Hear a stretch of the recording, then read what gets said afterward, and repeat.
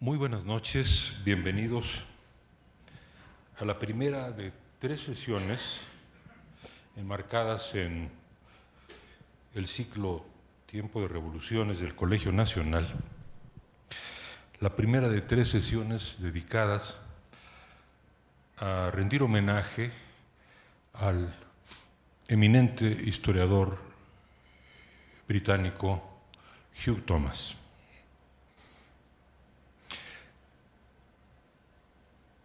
Enmarcadas, digo, en este encuentro Tiempo de Revoluciones, porque en esta ocasión hablaremos de la conquista de México. El día de mañana hablaremos de la Guerra Civil Española y del Imperio Español, de los 3 libros sobre el Imperio Español que escribió Thomas. Y el sábado abordaremos la Revolución Cubana. Estos son algunos de los grandes temas que Hugh Thomas abordó en su extraordinaria obra. Y los 3 temas son eminentemente revolucionarios. Nunca hablamos de la conquista de México como una revolución, pero lo fue hasta en un sentido cósmico, lo fue en un sentido radical. Me da mucho gusto que me acompañe en esta ocasión el gran historiador Rodrigo Martínez Varax, cuya obra y trayectoria me voy a referir en unos instantes.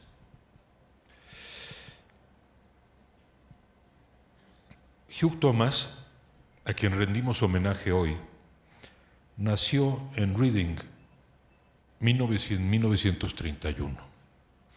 Estudió en Cambridge y la Sorbona, y aunque ejerció la vida académica por algún tiempo en la Universidad de Reading y tuvo una trayectoria política como consejero y como militante, primero en el Partido Laborista, luego en el Conservador, luego en el Liberal Demócrata,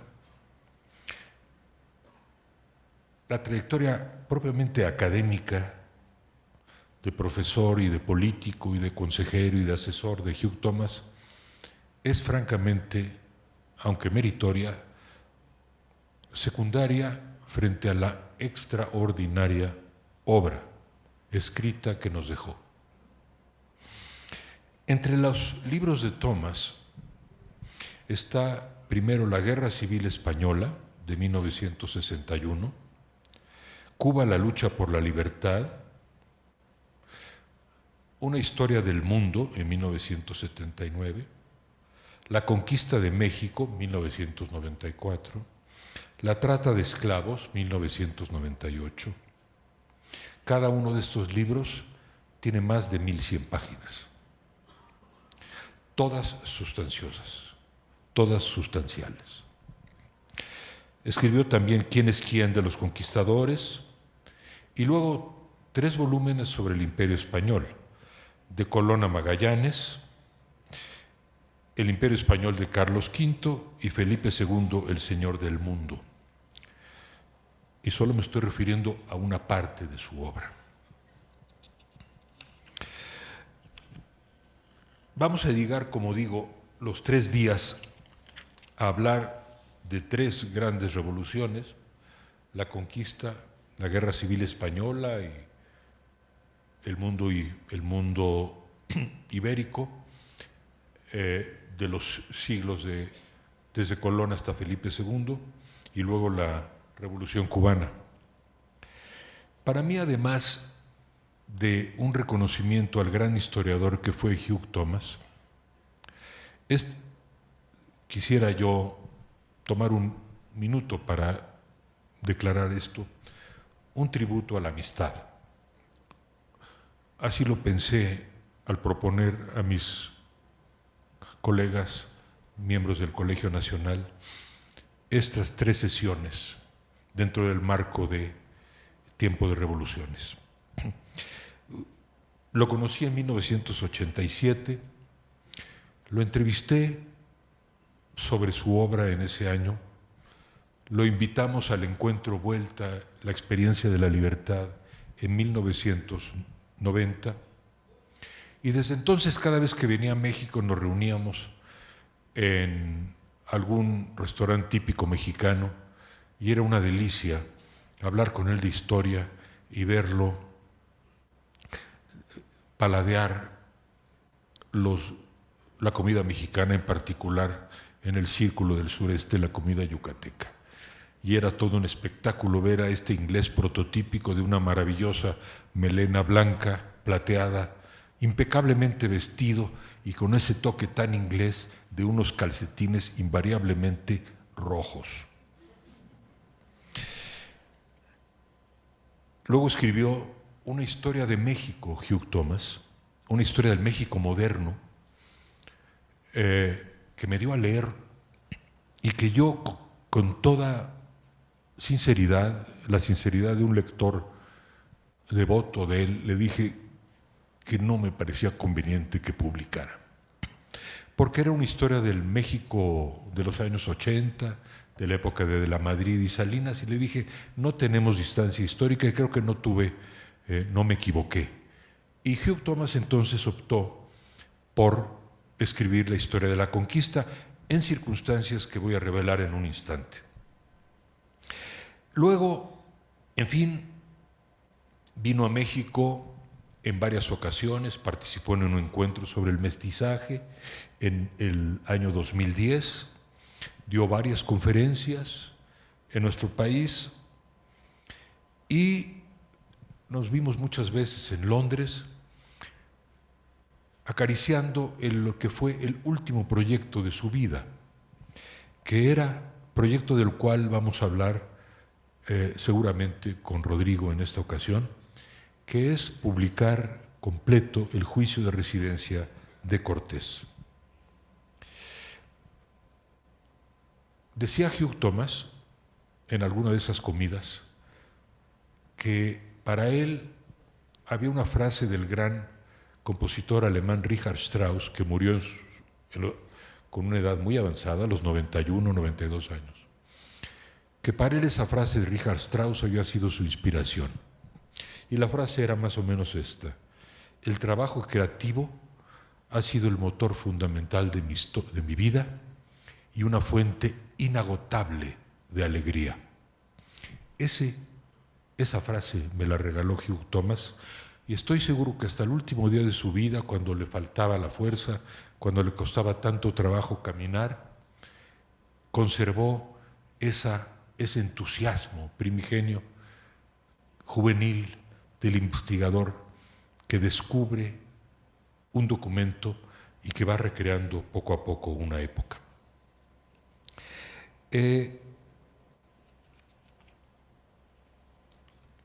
Quisiera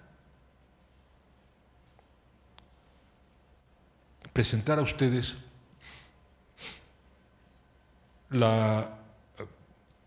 una pequeña sorpresa, que es un video de Hugh Thomas, porque en Clio le hicimos una larguísima entrevista que publicaremos y empleamos solamente algunos pequeños fragmentos.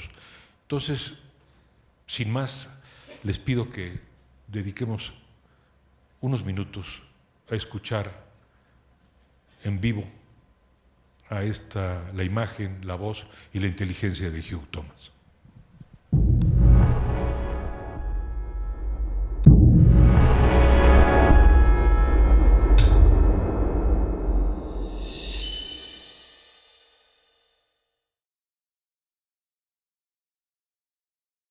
Old Mexico had a monarchy of an imperial type. Moctezuma was, after all, the lord of several sub-kings, and that was important, the same as Charles V. There was a nobility of the same family. There was a church which played an important part in Mexican politics. The king, the emperor, had a role in that. And in a sense, that is also true with Charles V. He was the Holy Roman Emperor and thought of himself as that. And his mission in Europe was certainly to try and restore the religious side of the Spanish and German Empire. Cortes knew a lot about religion. He had been intended, perhaps his parents thought he might become a priest. He had officiated as an assistant to the priest in the church in Medellin. Those, was it 6 months between November and April? It's not quite as long as that. When Cortes had Moctezuma living with him, they were very interesting, and there were many conversations. And Cortes, I think, in one moment said, "You know, with our arms and your men, we could go ahead and conquer China. It's a perfectly easy thing to do with enough men." Cortes was very ambitious as far as the Pacific was concerned. You remember there was a day when they tried to teach Moctezuma to use the arquebus, and certainly they went hunting together. It was a relationship which was not all bad, as a matter of fact. There were sort of minor contrasts which were important at the time, like the difference of weaponry. The swords of the Spaniards were extremely effective. The steel swords of Toledo did a lot of damage, whereas the wooden swords of the Mexicans were only intended to enable the Mexicans to capture prisoners for possible sacrifice later. I think that Mexica and all Indians were used to the fact that if someone had conquered a place or another tribe, they brought their own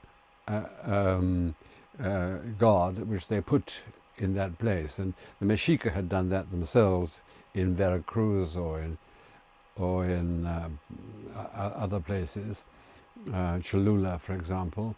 And so he couldn't have been completely surprised. But it was rather St. Christopher, I think, who was put up there in the Temple of Mayor, because there was a cult of St. Christopher of great interest in those days. Geronimo de Aguilar played a critical role because, as you know, he had learnt, he knew Spanish, and living in Yucatan, he had learnt something of Maya, and therefore he was able to communicate with Cortes's slave or mistress, La Malinche, or Marina, as is better to call her. And although this was a rather lengthy process, they were able to talk to Indian leaders and followers and to make speeches in a way that the Mexica could not. It must have been very surprising for Moctezuma and his court to find themselves addressed by a woman, which was unheard of. Such a thing did not occur before, I don't think. I don't think one could say that's the first step towards women's liberation in the Americas, but it was a very interesting development. She is a traitor, of course, to to the Indian, the Mexica, but then she'd suffered a lot from her family. She'd been sold into slavery, and she had no loyalties. She was, I dare say, a very bitter woman. She was Cortés's mistress, but then he had many.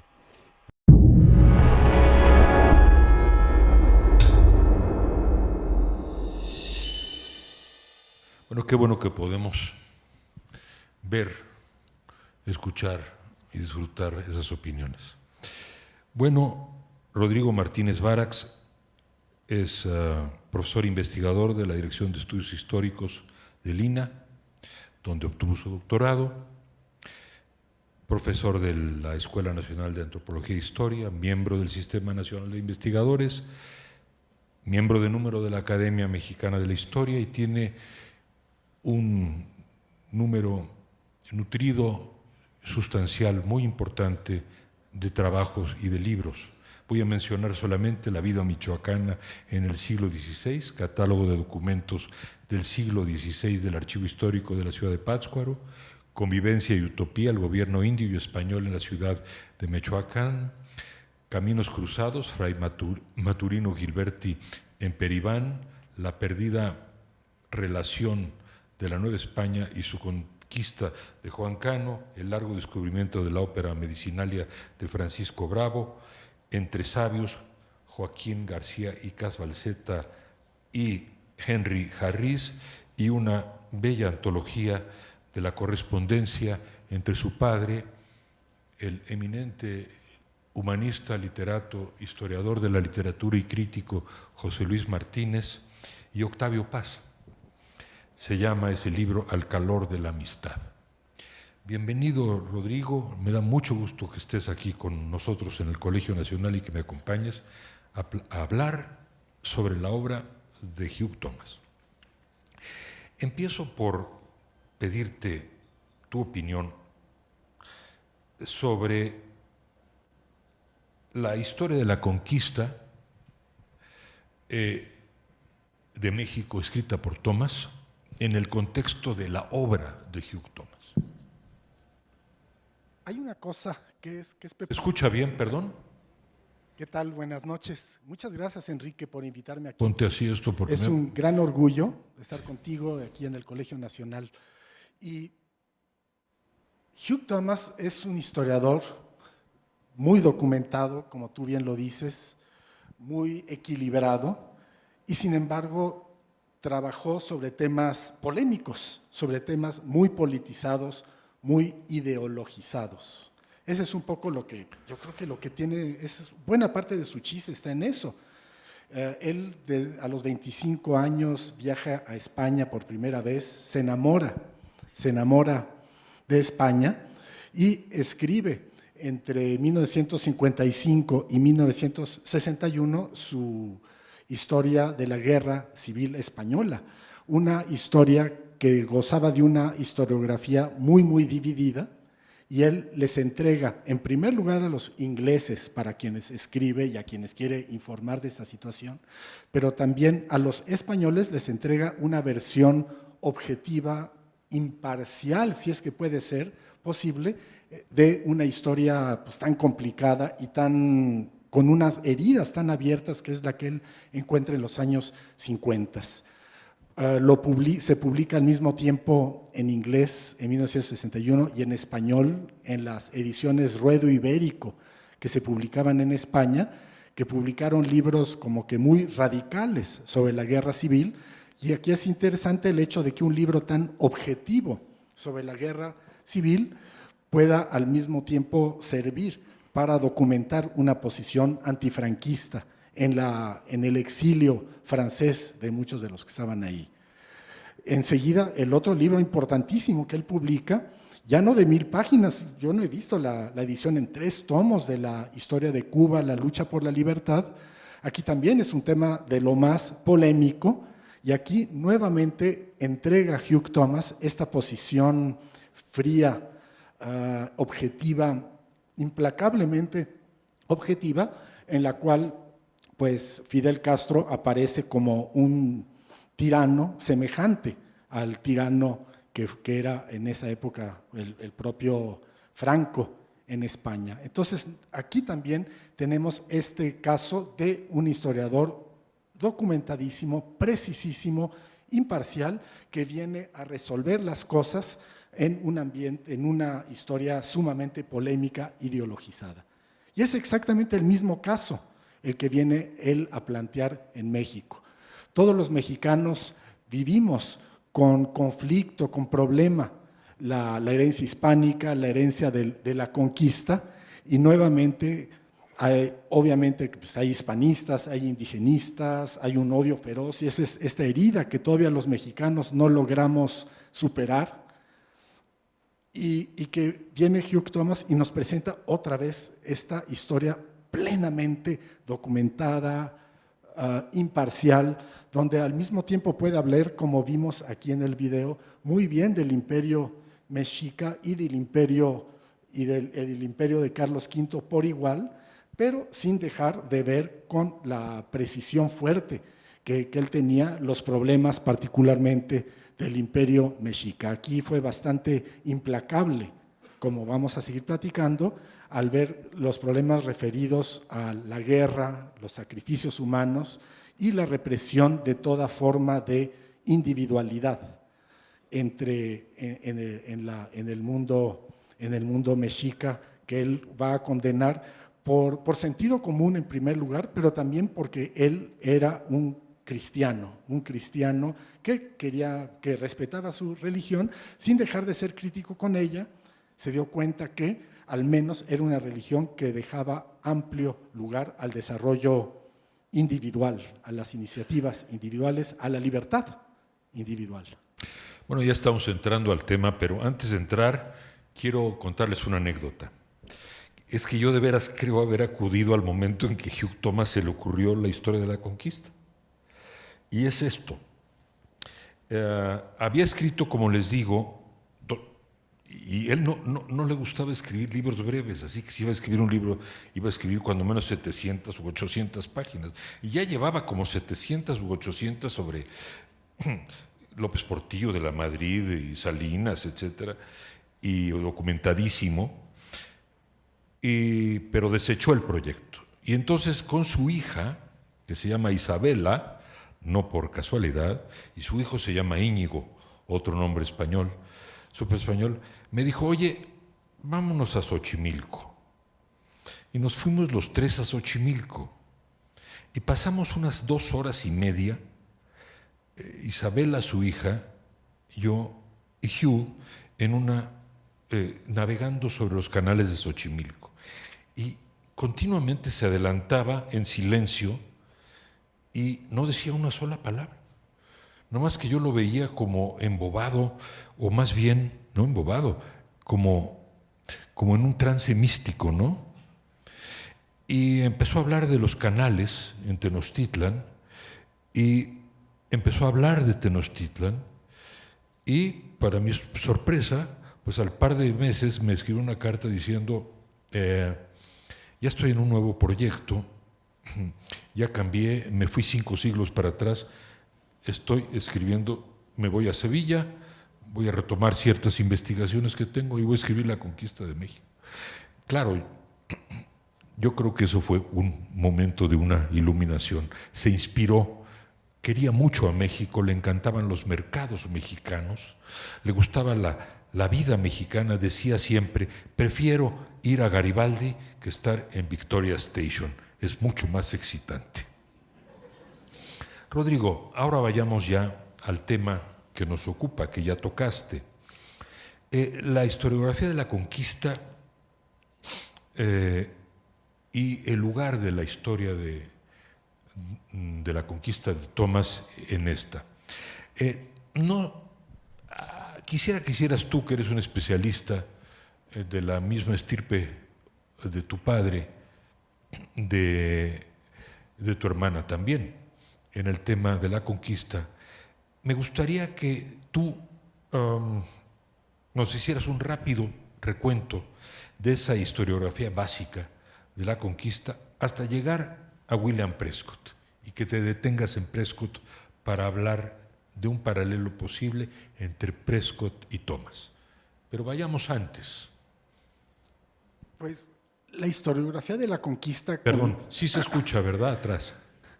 La historiografía de la conquista comienza de manera admirable y sorprendente, porque son las cartas de relación del propio conquistador, Hernán Cortés, que nosotros las leemos en el tomito de sepan cuántos, como si fuera un libro de historia, una crónica, pero es un libro escrito durante la conquista, sin saber qué iba a pasar después.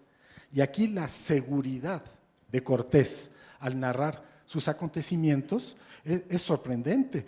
Él estaba con un grupo de unos cuantos centenares de hombres, iba a enfrentar a un imperio de millones de personas con cientos de miles de guerreros y en ningún momento duda, ningún momento parece dudar. Están llegando las tropas, los 1000 hombres que vienen con Pánfilo de Narváez contra él, él jamás duda. Es un escrito fundador de la nacionalidad mexicana y realmente sorprendente por esto, por esta seguridad asombrosa que él muestra en él. Y todas las historias que se fueron escribiendo posteriormente a él, pues conservan ya el esquema de la visión de la historia que él va dando.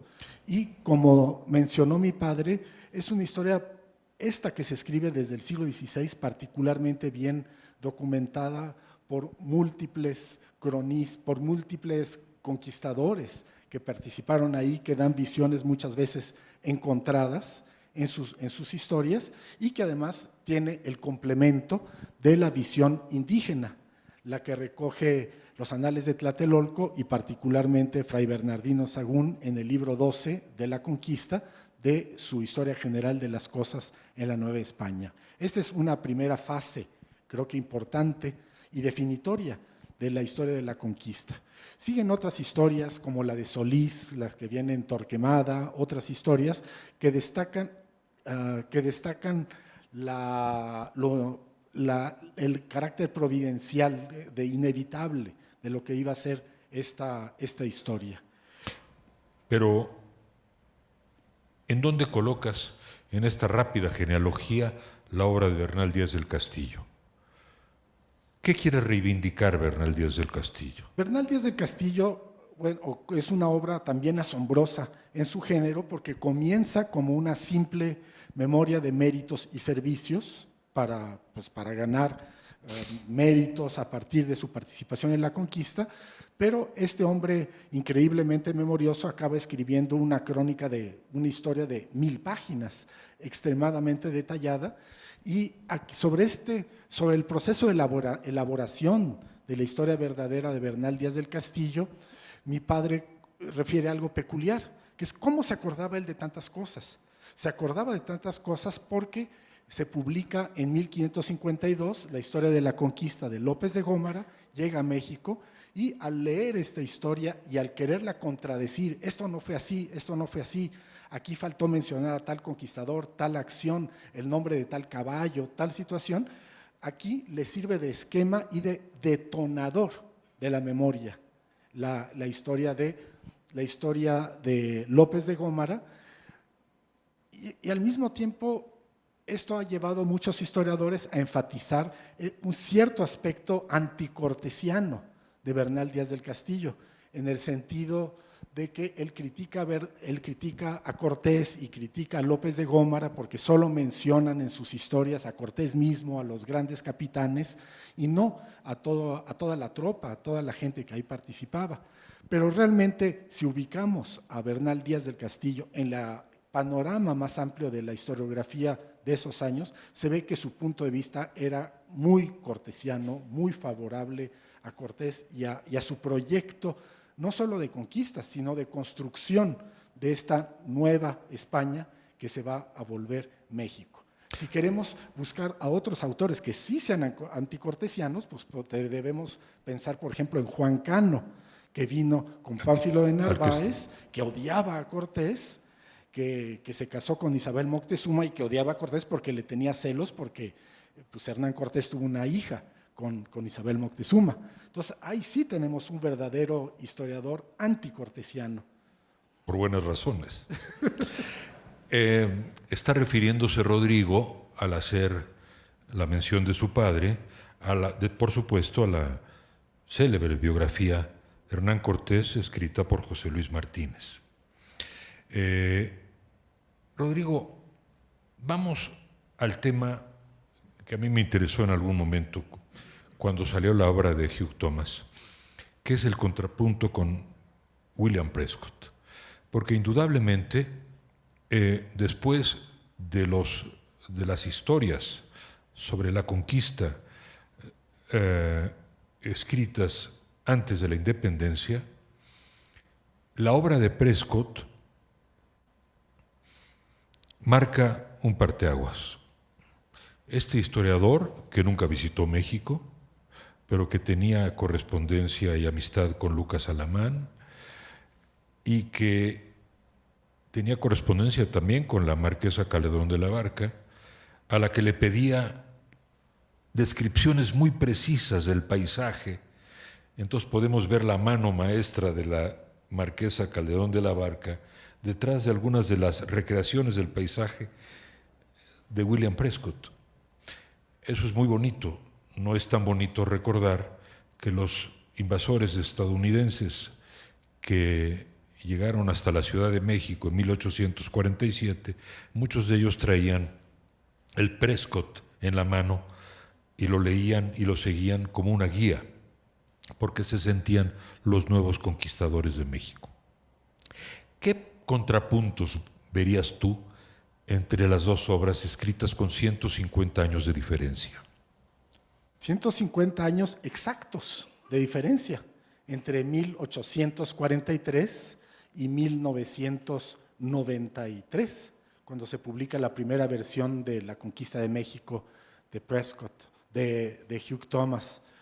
Pues yo creo que en primer lugar son notables las semejanzas, la objetividad que tú has señalado y la voluntad de documentar al máximo un proceso, y sí es notabilísimo el hecho de que Prescott en su historia pues consulta absolutamente todas las fuentes disponibles en su momento, todas las fuentes publicadas que existían en ese momento, pero también muchos documentos del archivo que él se allegó y tenía copias que después le van a interesar a Joaquín García Casbalceta.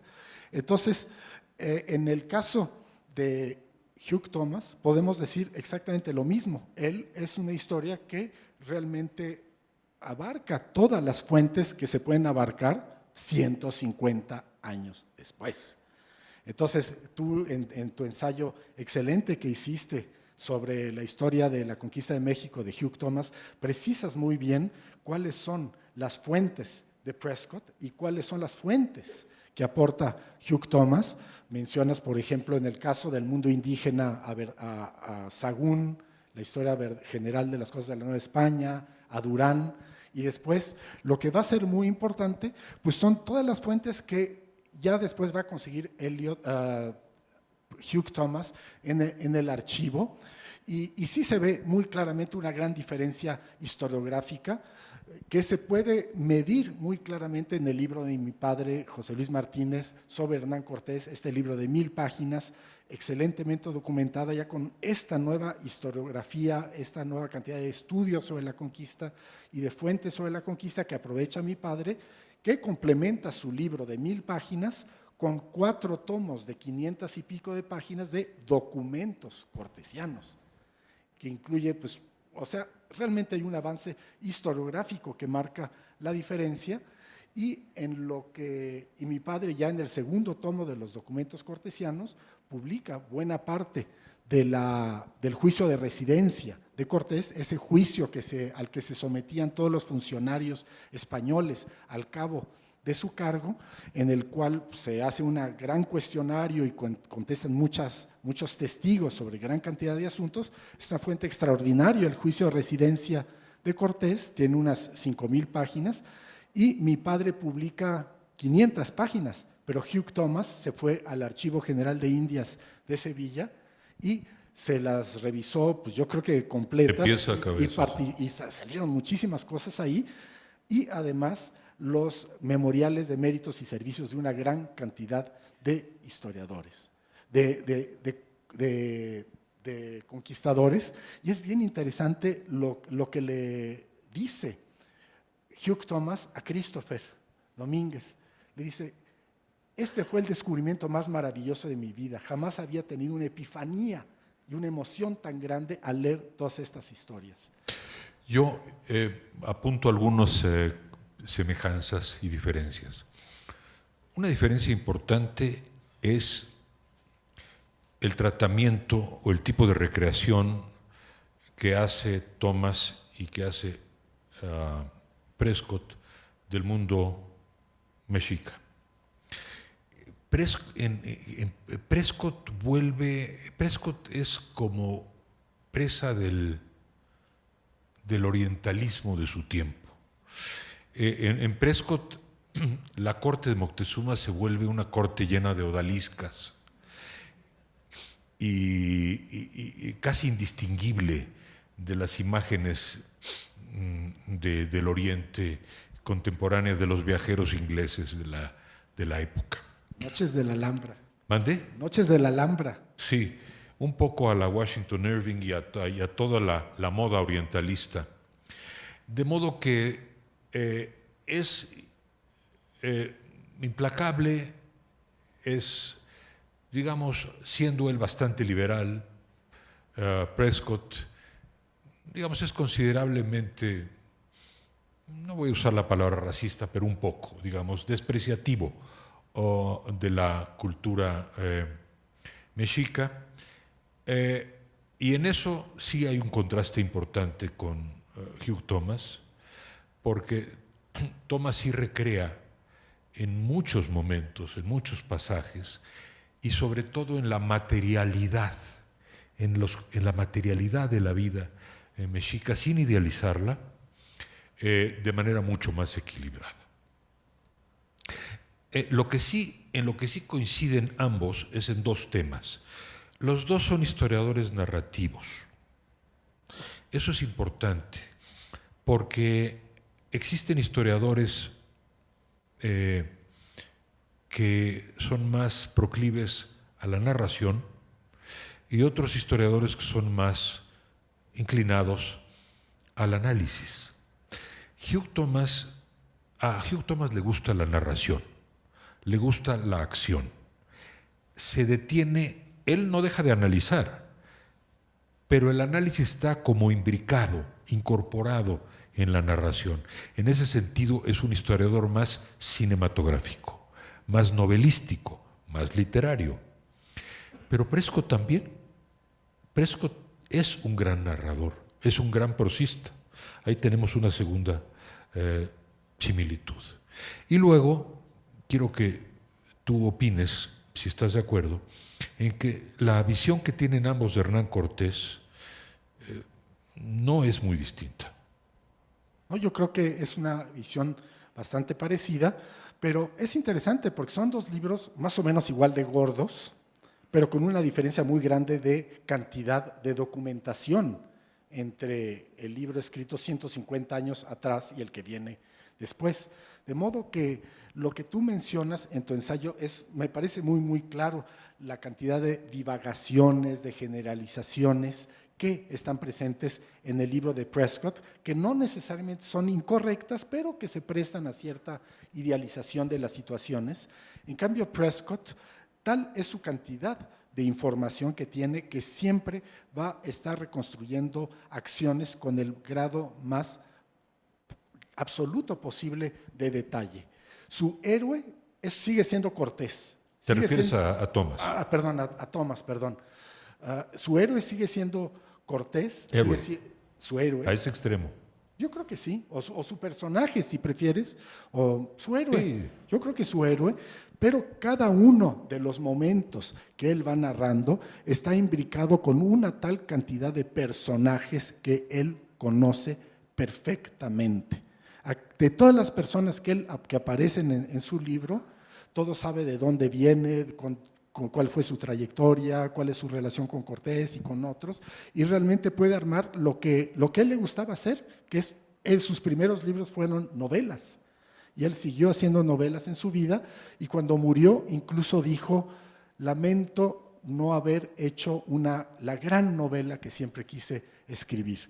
Y en, Caramba. y en buena medida, Sí. esta es una gran novela más Una novela de más la a la realidad. manera de Tolstoy, Sí. más a la manera de La guerra y la paz, donde hay cantidad de personajes que él, como dices, no le gustan las teorías, no le gustan las generalidades, le gusta entender cada situación particular, viendo toda la complejidad de personajes españoles, indios, mujeres, viejos, en fin, todos los que intervienen en cada situación, y de esta manera, metiéndonos en cada vía particular que él va analizando, se nos reconstruye de manera amplia y general el mundo de la época, el mundo mexicano, el mundo español. Los estamos sintiendo vivir ante nosotros en estas reconstrucciones puntuales. Sobre ese tema del detalle, del gusto por el detalle, haces muy bien en recordar a Tolstoy, porque Tolstoy tenía ese genio peculiar para reconstruir y para revivir, creo que como poquísimos novelistas, según Isaiah Berlin en el famoso ensayo, el detalle y la complejidad y la riqueza de un instante, de una persona, de un momento, de un episodio. Y esto lo tiene el libro de Thomas. Por ejemplo, recuerdo algunas escenas, por ejemplo, la escena en la que Cortés asciende al templo con no sé con quién, con qué compañero, pero él sí lo dice, y se enfrenta y destruye con amasazos, ¿verdad? ¿A qué deidad? No sé, Puede haber sido Huichilobos. algo así. Pero el detalle con el que lo hace y con el que recuerda que el compañero de Cortés se muestra reticente o temeroso, ¿cuál va a ser la respuesta de los mexicas ante tal acto de profanación? Y la seguridad de Cortés en hacerlo es digno de una escena de la guerra y la paz. Otro momento pequeño pero perfecto es uno en el que Cortés va de retirada. No recuerdo si es alrededor de la famosa Noche Triste, creo que no, pero está viendo ascender en Tlatelolco a uno de sus compañeros al que van a someter a un sacrificio. No recuerdo el nombre, lo único que recuerdo es la recreación en una página del horror, de la tristeza, pero también de la actitud resuelta de Cortés, cuando sigue su destino, va a ser los bergantines, etcétera, pero está viendo el ascenso de su compañero. Y luego innumerables, lo leí hace más de 20 años, pero me han quedado grabadas las descripciones sobre el armamento, sobre la guerra, las descripciones de la relación entre él y Moctezuma, al grado de que escribió un pequeño opúsculo, no tan pequeño porque era incapaz de lo pequeño, que se llamaba, si no recuerdo mal, 8 de noviembre de 1519. 8 de noviembre, la fecha del encuentro entre Moctezuma y Cortés, aquí a 3 cuadras. Bueno, escribió un librito sobre ese momento. ¿Tú cómo ves esa dialéctica entre Moctezuma y Cortés? Ha fascinado al pensamiento occidental. Fascinado. Italo Calvino escribió sobre eso. ¿Qué había en la mente de Cortés? ¿Qué había en la mente de Moctezuma? Y si no recuerdo mal, Thomas, que no era muy dado a las teorías, habló del síndrome de Estocolmo y del secuestro. ¿No es así? ¿Del qué? Del síndrome de que Moctezuma se sentía...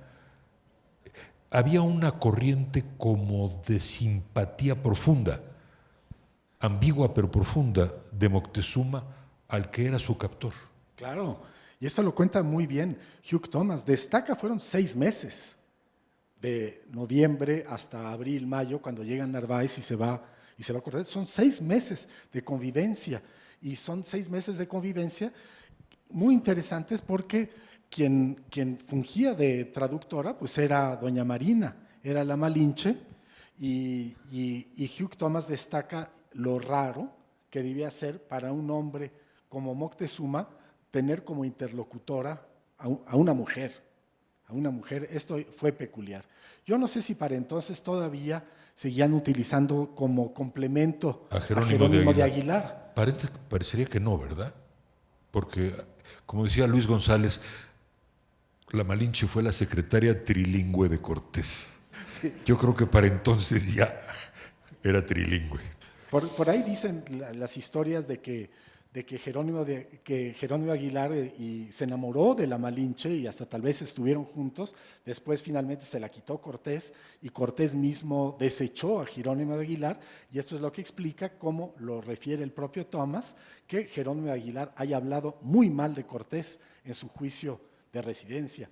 Pero estos 6 meses son fascinantes y es increíble Cuéntanos la de eso. cantidad de información que ha pescado Cortés directamente de boca de Moctezuma de lo que va a ser su imperio. Realmente es muy difícil entender qué es lo que habría pasado después, porque bueno, estos 6 meses de idilio entre Cortés, la Malinche y Moctezuma se ven interrumpidos en abril, mayo por la llegada de Narváez, y que echa a perder todo, echa a perder las alianzas, se produce la matanza del Templo Mayor, la guerra que hasta entonces había sido en buena medida pacífica, pues puesto que pues solamente había pasado la matanza de Cholula, pero todavía no había pasado la matanza del Templo Mayor, ni la que tú destacas también, la de Tepeaca. Realmente es muy difícil saber qué es lo que hubiese podido pasar si no llegara Narváez. ¿Hubiesen continuado las cosas así tan tranquilas? ¿Se hubiese dado ya el sometimiento de Moctezuma y de los mexicas a los españoles tan tranquilamente? ¿O es posible decir que de cualquier manera la rebelión mexica y la parte violenta de la toma de Tenochtitlan eran inevitables? Yo no lo sé. Yo no lo sé qué Dime hubiese una pasado. cosa, basado ya no solo en Hugh Thomas, sino en la obra de tu padre y en tus amplios conocimientos.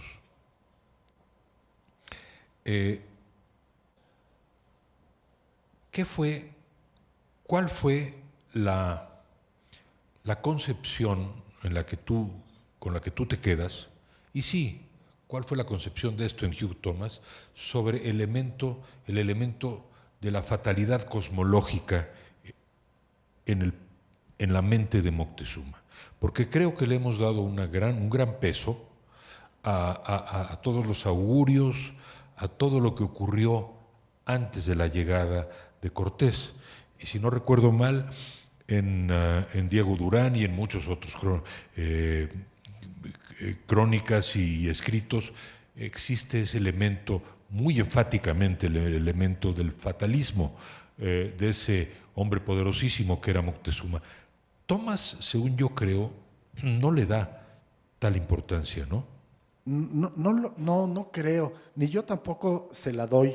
Aquí hay una cosa que descubrió el propio Prescott, que es que desde muy pronto los mexicas tuvieron información de la presencia cercana de los españoles. Desde 1502 hay un encuentro de Cristóbal Colón en la bahía de Honduras con una nave mercante mexica o maya, es lo de menos. El hecho es que hubo este encuentro, fue un encuentro abusivo de parte de los españoles, y esta información recorrió las rutas comerciales y llegó inevitablemente hasta Moctezuma. Este encuentro es en 1502. 1500, ¿cuándo es la ascensión de Moguerela? 1502. Caramba, vamos a empezar a creer en los astros ahora. Moctezuma gobierna de 1502 a 1520. Este encuentro es de 1502, de modo que Moctezuma ya sabía que estas gentes estaban ahí. En sentido estricto se puede decir, como lo reafirmó Alejandra Moreno Toscano, que ya en rigor el régimen de Moctezuma no es prehispánico. En rigor ya estaban ahí presentes los españoles. También estaban Jerónimo de Aguilar y Gonzalo Guerrero viviendo en Cozumel. Cozumel llegaban cantidad de peregrinos y se corrió la voz de la presencia de los españoles. Y hay varios otros indicios que nos permiten saber que los mexicas y particularmente Moctezuma sabían de la presencia de ellos. De tal modo que los temblores, los cometas, estos elementos que después van a ser reinterpretados como augurios de la conquista, fueron, yo creo que, tomados en el mero momento en relación con este conocimiento que ya se estaba teniendo de la presencia de unos hombres poderosos, abusivos, malolientes, con sus barbas llenas de sebo, en fin, esto ya se sabía. Entonces, yo no creo demasiado en el fatalismo de Moctezuma. Yo creo que Moctezuma ya sabía que algo iba a pasar y vivió con esa angustia durante su vida. De hecho, Moteuxoma en náhuatl quiere decir él está enojado, el Señor está enojado. De modo que este enojo, este malestar, Moctezuma lo vivió durante los 18 años de su reinado. Otra virtud del libro de la conquista de México, que en inglés, por cierto, se llama Moctezuma, Cortés and the Conquest of Mexico, ¿no? O Cortés y Moctezuma. Enrique, así se llama en la edición americana, gringa. ¿Y la inglesa? The Conquest of Mexico. The Conquest of Mexico. Bueno, el caso es que otro de las virtudes es la recreación y la recuperación de todas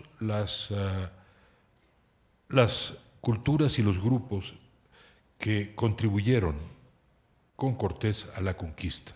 Porque claro, la gran pregunta que uno se hace, ¿cómo unos cientos españoles pudieron realizar la conquista que hicieron? Y naturalmente sabemos de la participación de los otros pueblos. Tomás lo recrea eso también, ¿recuerdas? Sí, por supuesto.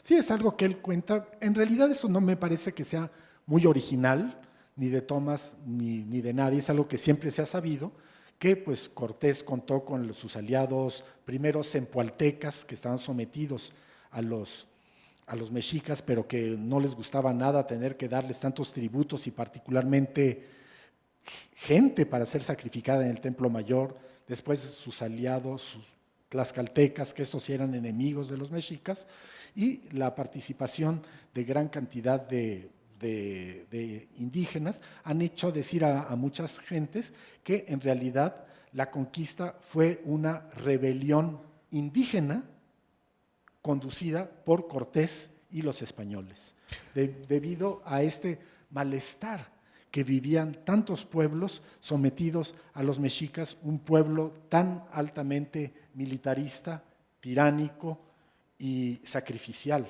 A nadie le gusta por mucho, y tú lo discutes mucho cuando platicas con él y cuando escribes sobre él.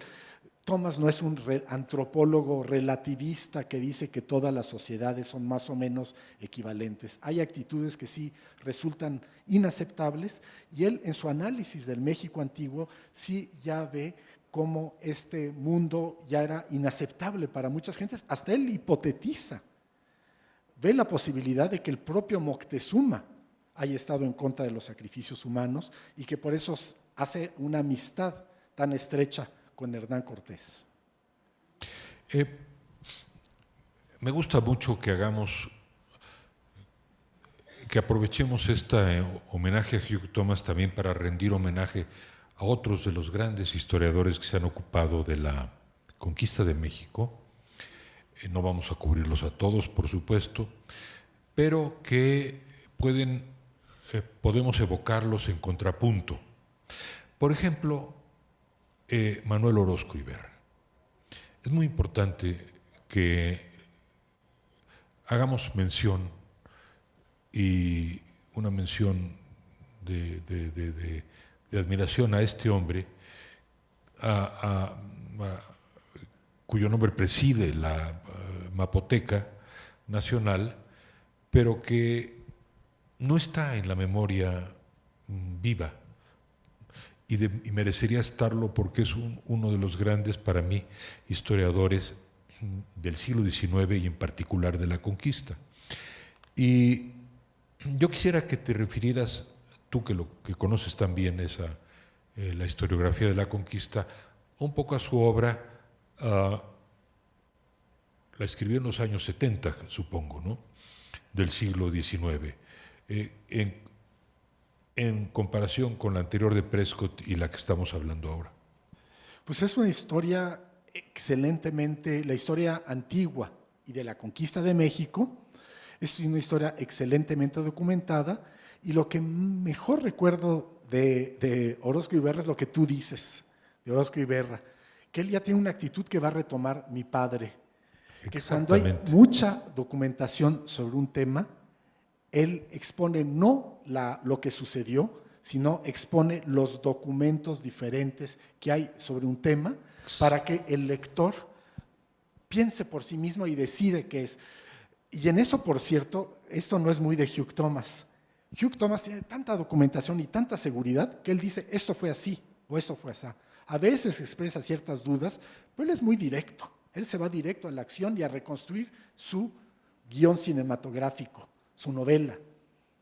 En cambio, en Orozco Iberra sí está esta actitud como la que después va a retomar mi padre, la muerte de Moctezuma, cómo fue una pedrada, fue un flechazo, por qué se lo dieron, hay varias versiones, y dejar al lector como un lector activo y pensante.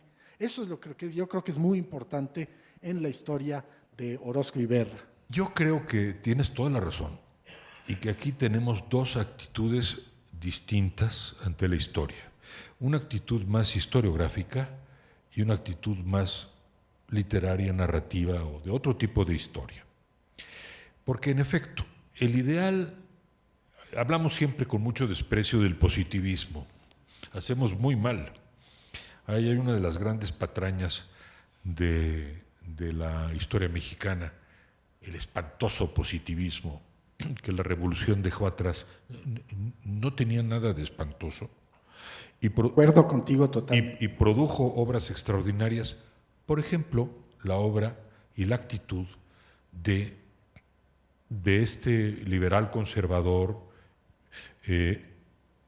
Manuel Orozco Iberra, que estaba relacionado con José Fernando Ramírez y con Joaquín García y Casbalceta.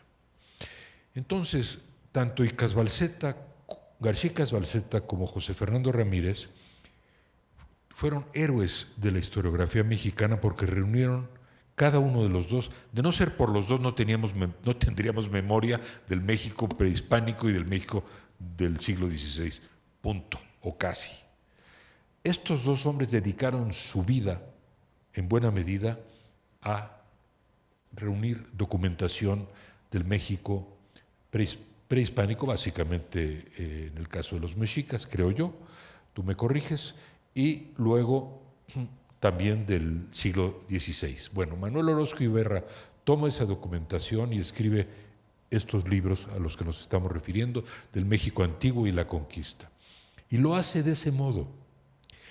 Presenta la visión, una visión, otra visión sobre los hechos, y está invitando al lector a que el lector se forme una idea, no por pereza, sino por una actitud en la que parece que el historiador se vuelve más bien un juez, que dice, bueno, o un jurado, vamos a ver esta visión. Ya te la presenté, ahora te voy a presentar esta otra y esta otra y esta otra. Y el jurado popular es el lector, que decide por su parte cuál es la más justa. En el caso de Orozco Iberra y en el caso de José Luis Martínez, no dejan, sin embargo, de deslizar con sutileza, con equilibrio, una opinión. Por ejemplo, Orozco Iberra dice, entendemos las razones del conquistador, pero nuestro corazón estará siempre con Cuauhtémoc. Eso lo dice Orozco Iberra, después de narrar el espantoso sitio de Tenochtitlan y la actitud heroica de los que sobrevivieron o murieron allí, que también Thomas recrea. Pero ¿cómo la recrea Thomas? La recrea no flemáticamente, porque es un hombre que tiene pasión, pero es incapaz del adjetivo. Él está contando, narrando una historia. Y como dices tú muy bien, no duda, ¿no?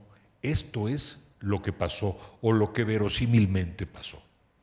Claro, y su conocimiento de los documentos es tal que él ya sabe, él tiene, pues es un historiador y sabe cuándo creerles y cuándo no creerles a las fuentes, de qué manera creerles. Yo creo que sí tiene totalmente ese colmillo de historiador y un conocimiento enorme de las fuentes antiguas.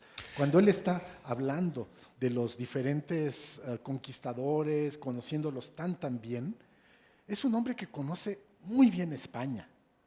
De modo que cuando dice que fulano es de Castilleja de la Cuesta o fulano el otro viene de Ávila, son ciudades que él conoce perfectamente. De modo que todos los conquistadores que ahí salen no son nombres, son personas realmente de carne y hueso, y a cada momento hay esta peculiaridad. Ahí en la entrevista que vimos sale muy bien cuando dice las espadas de Toledo. A mí no se me había ocurrido que las espadas de los españoles eran precisamente estas obras de arte que se hacían precisamente allí en Toledo. Entonces hay este conocimiento de España que viene de su enamoramiento con España cuando él tenía 25 años y viajó por primera vez ahí con su padre, que hizo de él un historiador tan excelente, no solo de la conquista de México, sino también de la historia de Cuba como parte del Imperio Español, y ya después sus historias sobre el Imperio Español en la época de los Reyes Católicos, de Carlos V y después de Felipe II, sobre los cuales, por cierto, también escribió Prescott, que también concluyó con una historia cierto, de Felipe II. Hugh Thomas decía, quien solo conoce España, no conoce España. Y bueno, lo probó en su vida, ¿no? Empezó por conocer España, luego se fue a conocer a Cuba, quiso escribir sobre Venezuela. Qué lástima que no escribió su biografía de Rómulo Betancourt, su gran amigo que quería escribir.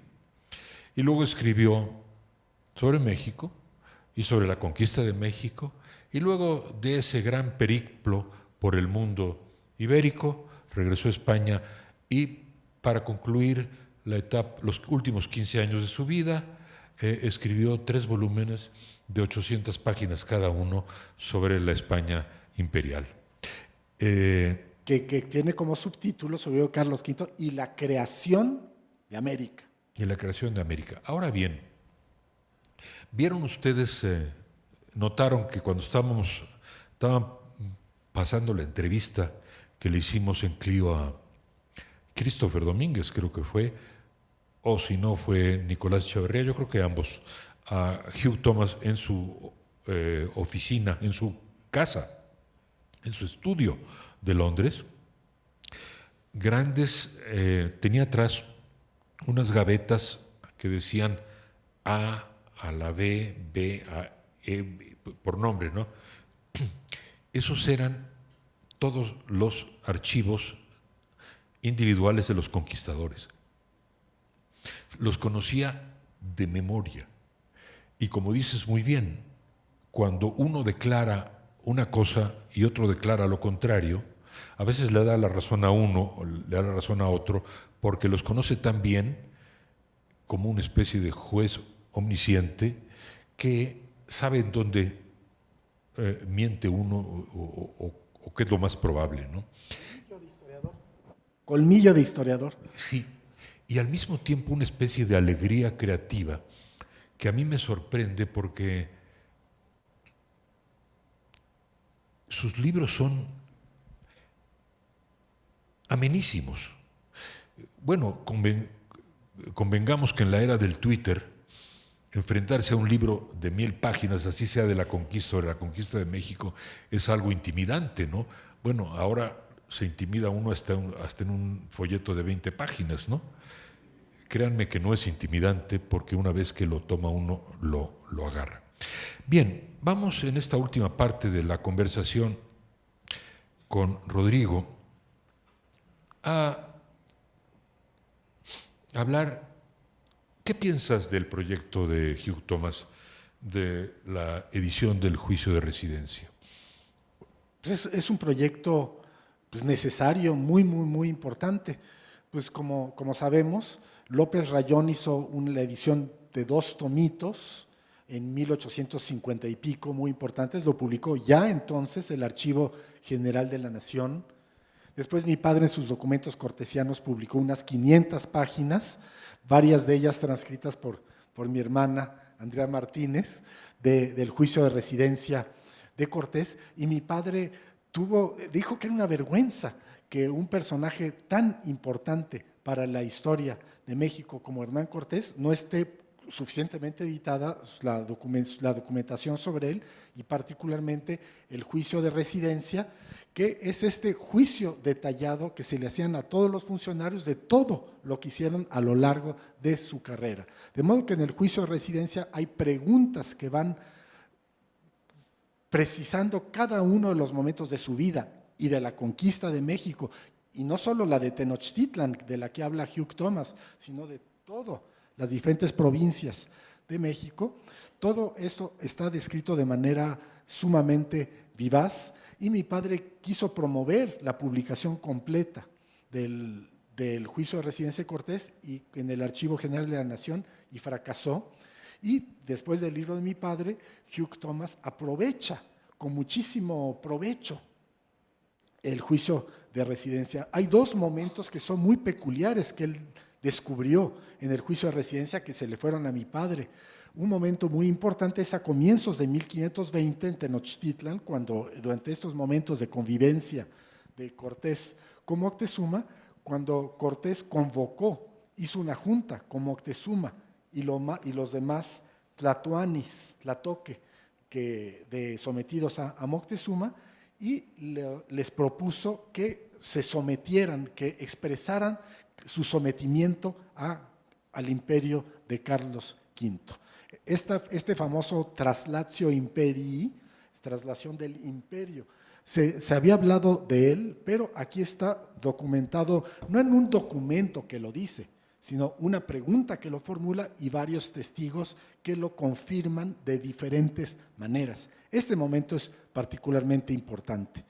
Otro momento también muy interesante que descubrió Hugh Thomas en el juicio de residencia es el famoso tema de si Cortés asesinó o no asesinó a su esposa, Catalina Suárez Marcaida, que está obviamente muy celosa cuando llega a Tenochtitlan en 1522 y se encuentra a Cortés teniendo a doña Marina como compañera y habiendo tenido como hijos a don Martín Cortés, además de las muchas otras mujeres indias, españoles, jóvenes y viejas, gordas y flacas. Eso no sabemos. Que, en fin, tenía eso muy… Y está la duda, mi padre todavía duda de si la mató o no la mató en este ataque de celos que tuvo, y Hugh Thomas da 2 testimonios donde dicen, doña Catalina de repente le entraban unos patatuses tremendos, perdía el conocimiento y estaba como muerta. Entonces, eso que después se descubrió que tenía las joyas apretadas en el pescuezo, tal vez tenga que ver con que Cortés, desesperado por ver a su esposa desvanecido, la sacudió. Bueno, en fin, este es uno de los tantos momentos que… La sacudió. Ajá. que aparecen en este juicio de residencia, y definitivamente es muy importante que se publique. Hugh Thomas calcula que serían unos 5 tomos gordos de 500, 600 páginas y más si les ponemos notas a pie de página explicando quién es quién y todo eso. Yo creo que sería realmente muy importante que se publicara, y realmente estamos viviendo una coyuntura adecuada para iniciar el proyecto, porque como pues todos saben, pues estamos viviendo el 5º centenario de la conquista de México, que ya comenzó en este año de 2017 con los 500 años de la llegada de Francisco Hernández de Córdoba a Yucatán. Entonces este es un momento para que recuperemos algunas de las fuentes de estos momentos tan importantes para la vida de nuestro país, que son una verdadera revolución, que hicieron de nosotros mucho de lo que ahora somos. Quiero que toquemos finalmente algunos puntos centrales. Tú dices, el tema de la conquista ha sido siempre, sobre todo desde la independencia en adelante, digamos, como la herida original de México, y una herida que, aunque no hablamos de ella todos los días, está allí en algún lugar profundo del alma mexicana, o como se le quiera llamar. Es una oportunidad la que se nos presenta en estos próximos 4 años, y 4 años que se van muy rápido, cuando menos para reflexionar a fondo, no en 1 hora, no en 2 horas, sino en varios programas de debate, de conversación, de historiadores inclinados hacia la visión de los vencidos, de historiadores inclinados más hacia la visión a otras visiones que consideran, que humanizan a Hernán Cortés, vamos a decir. Porque creo que ya no estamos en la etapa del indigenismo y del hispanismo radical. Nos hemos acercado en el siglo XX y XXI a una visión más equilibrada, por lo menos en la obra de los historiadores de los que hemos estado hablando, y de historiadores más jóvenes de cuya obra no hemos hablado ahora. Pero sería muy importante que la discusión sobre la conquista, sobre la querella de la conquista, como la llamaba Luis González, sobre los distintos aspectos de la conquista, espiritual, cultural, económico, político, material, diplomático, militar, tecnológico, se hiciera muy a fondo y hacia el público. Esa es una obligación de la academia en México. De la academia me refiero a la universidad, al Colegio de México, al INA, al ENA, a las instituciones, porque en eso yo sí creo que han fallado. Es decir, necesitan salir más al público para poder discutir estos temas y debatirlos, ¿no? De un modo abierto y claro, y esto, pues, el Colegio Nacional va a, estoy seguro, a ser una sede de estas discusiones. ¿Qué ideas adicionales piensas tú que habría que hacer para no conmemorar políticamente, porque eso no tiene mayor sentido, sino conmemorar históricamente, para discutir históricamente esta zona de fechas, porque no vamos a esperarnos al 13 de agosto del año 2021, ¿no? Hay que empezar ya. Sí, conmemorar, estoy totalmente de acuerdo contigo, es hacer memoria juntos, es reflexionar todos juntos sobre un momento fundacional de la historia de México.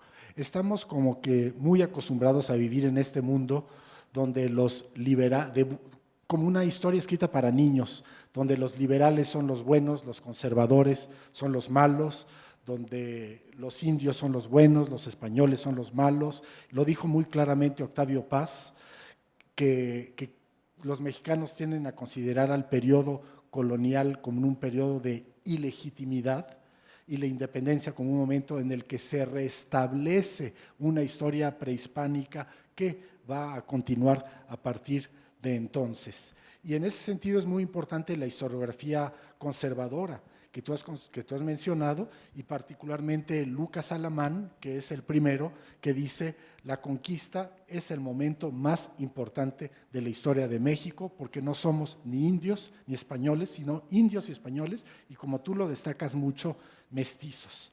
Entonces, sin duda que es muy importante seguir avanzando ahora que estamos conmemorando los 500 años de la conquista, seguir estudiando la conquista, pero la conquista misma siento que la vamos a poder seguir estudiando, hay muchas cosas todavía que hacer, aún después del libro de Hugh Thomas, que es realmente tan exhaustivo, se pueden hacer yo creo que muchos trabajos puntuales sobre el tema, pero realmente lo importante aquí es en concebir a la conquista misma como el encuentro de dos mundos que va a iniciar un conjunto de cambios que no se detienen en 1519 y 1521, que no se detienen en unas cuantas décadas, sino que realmente se van dando a lo largo de todos los 3 siglos del periodo colonial y en el siglo XIX y hasta la fecha. Todavía seguimos viviendo este trauma de la conquista. Todavía los buenos mexicanos nos sentimos como indios sometidos, como indios que no hemos logrado superar este trauma original que describió también Octavio Paz en El laberinto de la soledad respecto a este mitema, este trauma del padre violador, de la madre violada, la Malinche, etc. Hay muchas cosas que tenemos que superar a nivel psicológico, social, y al mismo tiempo a nivel más profundo, que la conquista nos da la clave para ir entendiendo esto que hasta la fecha estamos viviendo. Algo muy notable en el libro de José Luis Martínez es el capítulo final dedicado al modo en que Europa pensó, imaginó e ilustró en óperas, en poemas, en pintura, en grabados, la conquista. Esto no lo toca Hugh Thomas. Y es muy impresionante porque, por ejemplo, fíjense ustedes cosas como esta. El gran poeta alemán Heinrich Heine escribe un poema un poema de gran elogio al heroísmo de los mexicas, en donde a Huitzilopochtli le dice Vitzliputzli, ¿no? En fin, está lleno de errores, ¿verdad? Pero es un poema en el que le dice a Cortés: usted no es más que un capitán de bandoleros. Y entonces Ignacio Manuel Altamirano lee ese poema y escribe sobre Cortés como el capitán de bandoleros. Y en efecto, la versión liberal pura de la conquista es una versión absolutamente adversa a Cortés y al legado español. Luego empieza a equilibrarse la balanza un poco con Justo Sierra, y estoy hablando ya de toda la historiografía, pero necesitamos equilibrarla aún más, haciendo justicia a todas las vertientes, que en el mural de la historia mexicana quepan todas las visiones. La de Lucas Alamán, que como el custodio del legado y de la sucesión de Hernán Cortés y como admirador de su obra, escribió también sobre la época de la conquista y posterior, trabajos importantísimos, como la historia liberal. Pero en toda esta recorrido que hemos hecho, qué bueno es pensar, sobre todo en estos tiempos aciagos que vivimos, recordar y hacer un homenaje de todos los historiadores que hemos mencionado. Desde los del siglo XVI, XVII, XVIII, no hablamos de Clavijero, pero en fin, los del XIX, los del XX, hablamos de José Luis Martínez, hablamos de Hugh Thomas. Hugh Thomas, y con eso concluyo, es uno de esos viajeros que se enamoraron de México, Me consta por las cartas que tengo suyas, o los emails, o las pláticas en las que Andrea y yo lo escuchamos y vimos, cuántas veces nos hablaba de México diciendo, yo lo único que quiero es ir a México y estar con mis amigos mexicanos y volver a tomar la comida mexicana y tomar algunos tequilas. Le gustaba mucho el Club Ateneo, el Ateneo inglés, era muy elegante. Hugh, salvo sus calcetines rojos, pero bueno, supongo que él lo veía como una excentricidad elegantísima. Pero era inglés, absolutamente inglés, pero estaba enamorado de México. Y gracias a ese amor que comparte, por ejemplo, hablaré de otros ingleses, como David Brading y otros historiadores, no quiero dejar fuera, pero necesariamente lo estoy dejando fuera, historiadores, escritores que vinieron a México, que se enamoraron, pero sobre todo los historiadores, tenemos esa obra que nos sostiene y a la que podemos ver como un espejo en tiempos aciagos como los que estamos viviendo.